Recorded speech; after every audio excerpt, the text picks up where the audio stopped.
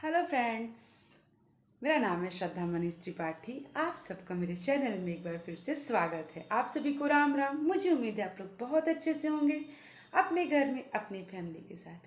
सभी को good morning, शुभ प्रभात। और बज रहे हैं 7 बज गए। मेरी बेटी स्कूल जा चुकी है, वो 6:30 बजे से पहले ही चली गई है। और ये देखिए मेरे रूम की हालत मैं क्या करूँ। ये देखिए ये आद्या ने फैला के रखा, मतलब इतना ज़्यादा वो फैला के रखती है ना, मैं क्या ही बोलूँ। सुबह सुबह तो मुझे भी टाइम नहीं रहता, क्योंकि मैं सीधे जैसे मतलब उठती हूँ तो सीधे नीचे जाती हूँ, किचन में लंच बनाती हूँ, ऊपर आके अपनी बेटी को तैयार करती हूँ। तो अब देखिए मेरे रूम की हालत। अब मैं इसको सही करूँगी, फिर मैं नहाने जाऊँगी, फिर मुझे स्कूल जाना है। और आप सभी को आज ज्योतिया व्रत है ना, तो आप सभी को हैप्पी ज्योतिया व्रत, क्योंकि मैंने वो व्रत कभी किया नहीं है। मम्मी रहती हैं, सासू माँ मेरी। अब मैं बैठ जाऊँ, मैं थक गई हूँ। मेरी सासू माँ रहती हैं, और मम्मी को आज मैं सुबह सुबह ही रोते देखी। वो सबके सामने नहीं रोती, चली जाती हैं, छत पे चली गई थी।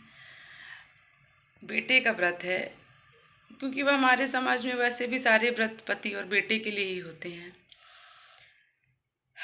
बैठ के अकेले में रोना, एक माँ का दर्द माँ ही समझ सकती है। यार पता है,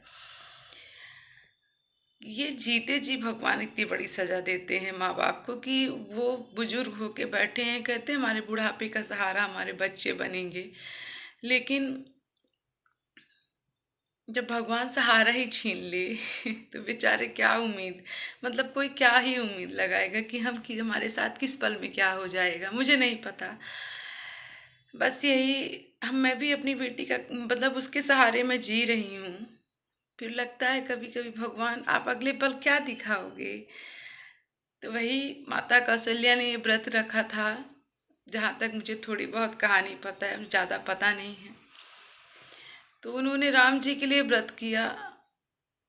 भगवान वैसे सब सारी माता जितनी भी मतलब माता हैं, उनके ऊपर कोई कष्ट मत दीजिएगा। उनकी ज़िंदगी उनके बच्चों से रहती है, हर माँ बाप की। तो उनके बच्चों को सही सलामत रखिएगा राम जी, और बच्चों पर भी अपनी कृपा बना के रखिएगा, हम जैसे लोगों पर भी। क्योंकि वो ये है ना, वो क्या समझे पीर पराई, जिसके पैर न फटे भी भाई। तो अपना पैर, अपना दर्द, अपनी तकलीफ़ हमको खुद ही सहना है, खुद ही मतलब समझ रहे हैं। बस ये है कि अब किसी तरह जीवन कट जाए, धीरे धीरे धीरे धीरे।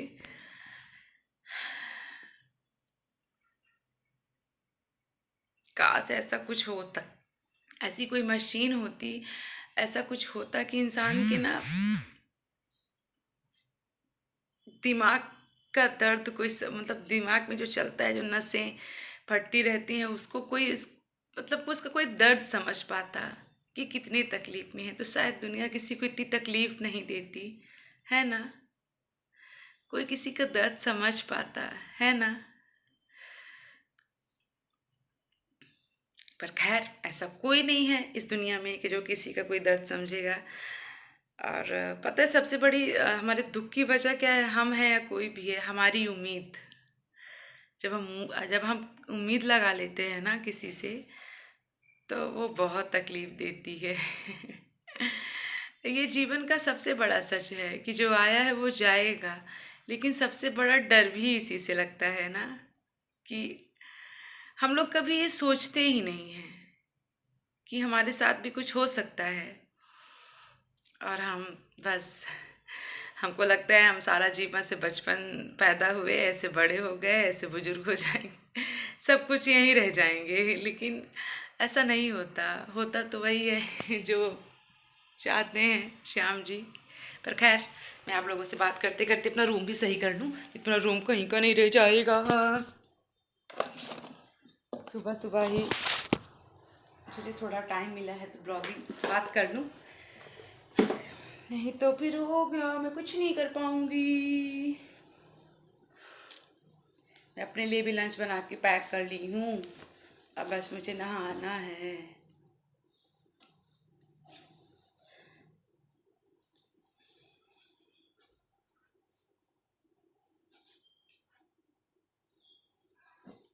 मैं बस इतना कहने आई थी कि आप सभी को हैप्पी ज्वितिया। राम जी, माता सीता, भोलेनाथ, सब लोग सब पर कृपा बना के रखें, सबके बच्चों को अच्छे से रखें, और सारी माताओं को शक्ति दें कि वो अच्छे से व्रत कर लें, और हमको भी शक्ति दें कि हम अपना जीवन अच्छे से निर्वाह कर लें।